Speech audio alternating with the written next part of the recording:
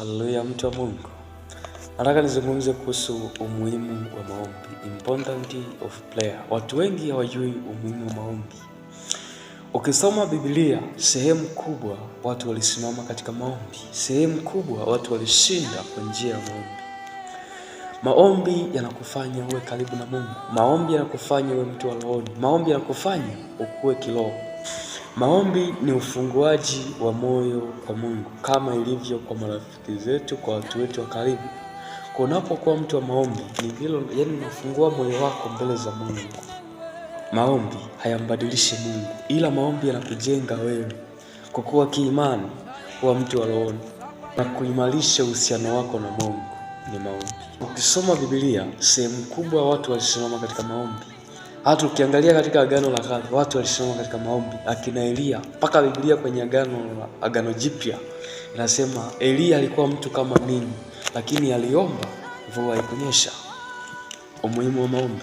Akina Daudi walikuwa watu wa maombi, na watu wengi walikuwa ni watu ambao wakisimama katika maombi wanasimama kweli kweli katika maombi. Hata ukisoma katika Agano Jipya utaona mitume walipotishiwa katika kuhubiri Injili, walipozuiliwa kuhubiri Injili, bado walisimama wakaomba.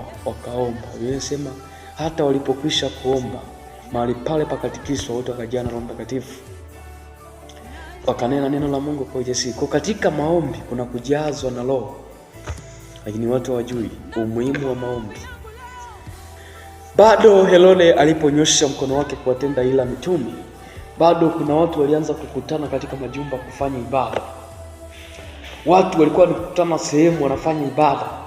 Akina Petro akiwa gerezani, ameweka gerezani, lakini kuna watu wanakutana sehemu wanafanya maombi mpaka watu wanaachiwa kule katika magereza. Lakini leo watu wako katika magereza, watu wananung'unika, hawajui siri ya maombi, hawajui kuingia katika chumba cha maombi, hawajui kuomba.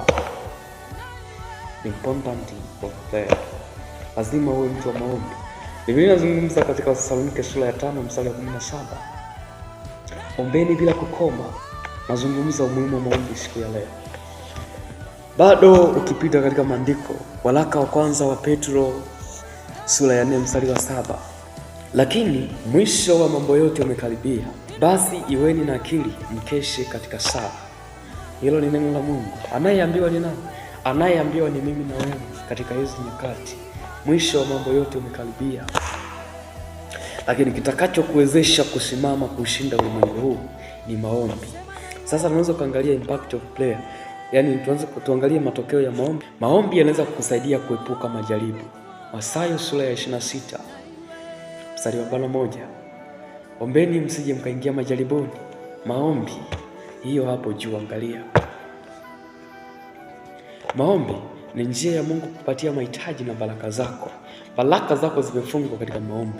Ukiwa mtu wa maombi lazima ukutane na vitu vyote. Maombi ni mfereji wa mibaraka. Maombi.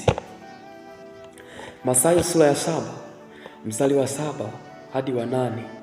Ukiendelea sana ukisoma hadi wa 11, iangalie hiyo hapo, naiweka juu. Unaitazama hiyo hapo. Soma hapo, angalia. Ombeni nanyi mtapewa, tafuteni nanyi. Soma hapo na kuwekea hapo. Hiyo ni umuhimu wa maombi. Ni umuhimu wa maombi.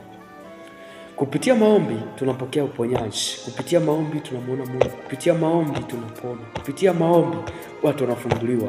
Kupitia maombi Mungu hukutana na watu wake. Kuna watu walifunga, ukisoma katika Matendo ya Mitume, lakini walipofunga Roho Mtakatifu akazungumza, nitengeeni Barnaba na Sauli kwa ajili ya kazi niliyowaitia. Kanisa likisimama katika maombi, Roho Mtakatifu atazungumza sana katika hili kanisa, kwa sababu katika maombi Roho Mtakatifu anashuka. Hata kina Petro walipokuwa kiomba, Roho Mtakatifu alishuka mahali pale pakatikiswa, wakajawa na Roho Mtakatifu. Lakini maombi tunapokea uponyaji kama nilivyosema.